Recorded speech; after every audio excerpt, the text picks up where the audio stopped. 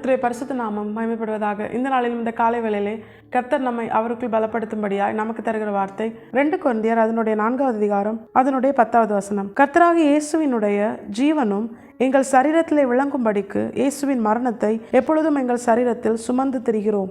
இந்த வசனத்தை கொண்டுதான் தேவன் தேவஜனங்களாகிய நம்மை இன்று அவருக்குள் பலப்படுத்துகிறார். தேவஜனங்களாகிய நம்முடைய வாழ்க்கையிலும் இம்மையிலும் மறுமையிலும் இயேசு கிறிஸ்துவை நம்முடைய ஜீவனாய் பெற்றுக்கொள்ள, இம்மையிலே ஜீவனாகவும் மறுமையிலே நித்திய ஜீவனாகவும் நம்முடைய ஆண்டவராகிய இயேசு கிறிஸ்து நம்முடைய வாழ்க்கையில வெளிப்பட வேண்டுமேயானால் நாம் நம்முடைய சரீரத்தில் இயேசு கிறிஸ்துவின் மரணத்தை சுமக்கிறவர்களாக இருக்க வேண்டும். இந்த வசனத்தை ஆவிக்குரிய அர்த்தமாய் கர்த்தர் நமக்கு உணர்த்துகிறது என்ன தெரியுமா?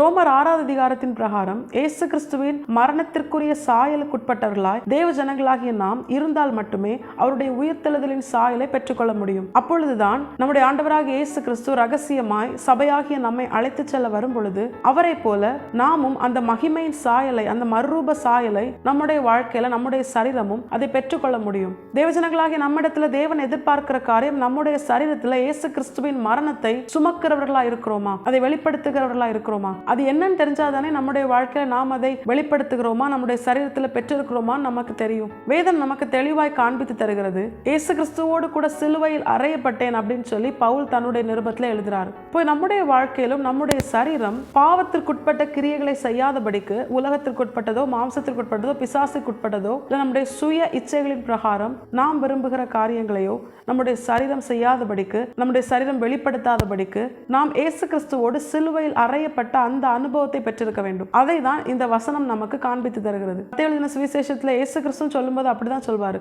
உன் கண் உனக்கு இடரலா இருந்தால் நீ அதை பிடுங்கி போட ஆண்டவர் சொல்றாரு. அதுக்காக ஆண்டவர் கண்ணை உண்மையாகவே பிடுங்கி போட சொல்லல. அதை ஆவிக்குரிய அர்த்தமாய் அந்த கண் என்ன பண்ணக்கூடாது, இனி நம்முடைய இஷ்டத்தின் பிரகாரம் அது செயல்படாதபடிக்கு நாம் அதை கர்த்தருடைய சமூகத்தில் அதை ஒப்பு கொடுக்கணும். அப்பொழுது கர்த்தருடைய பலன், கர்த்தருடைய உயிர்த்தெழுதலின் பலன் அதற்குள் கிரியை செய்து கர்த்தருடைய பலத்தினால நாம் அந்த கண்ணினால் ஏற்படுகிற அந்த பாவ கிரியைகளை மேற்கொள்ளலாம். இதை தான் தேவன் நமக்கு தெளிவாய் காண்பித்து தருகிறார். நம்முடைய வாழ்க்கையிலும் நம்முடைய ஆண்டவராகிய இயேசு கிறிஸ்துவை நம்முடைய ஜீவனாய் பெற்றுக்கொள்ளத்தான், இம்மையிலும் மறுமையிலும் கிறிஸ்துவே நம்முடைய ஜீவனாய் இருக்கும்படியாகத்தான் தேவன் நம்மை தெரிந்தெடுத்திருக்கிறார். இப்படிப்பட்ட மேலான ஆசீர்வாதத்தை நாமும் சுதந்திரிக்க நம்முடைய சரீரத்திலே இயேசு கிறிஸ்துவின் மரணத்தை தரித்திருக்கிறவர்களாய், அதை வெளிப்படுத்துகிறவர்களாய் இருக்கும்படியாய் சுய எண்ணங்களுக்கு, சுய இஷ்டங்களுக்கு, உலகத்திற்கு, மாம்சத்திற்கு, பிசாசுக்கு இடம் கொடுக்காமல் நாமும் நம்ம இயேசு கிறிஸ்துவோடு சிலுவையில் அறையப்பட்டவர்களாய், இனி நான் அல்ல கிறிஸ்துவே என்று சொல்லி, நான் எவ்வளவேனும் சிறுகி எண்ணில் அவர் எவ்வளவேனும் பெருக வேண்டும் என்று சொல்லி வேத வசனங்களுக்கு கீழ்ப்படிய முழுமையாய் நம்மை எப்படி ஆபிரகாம் ஈசாக்கை பலிபீடத்தில் வைத்தாரோ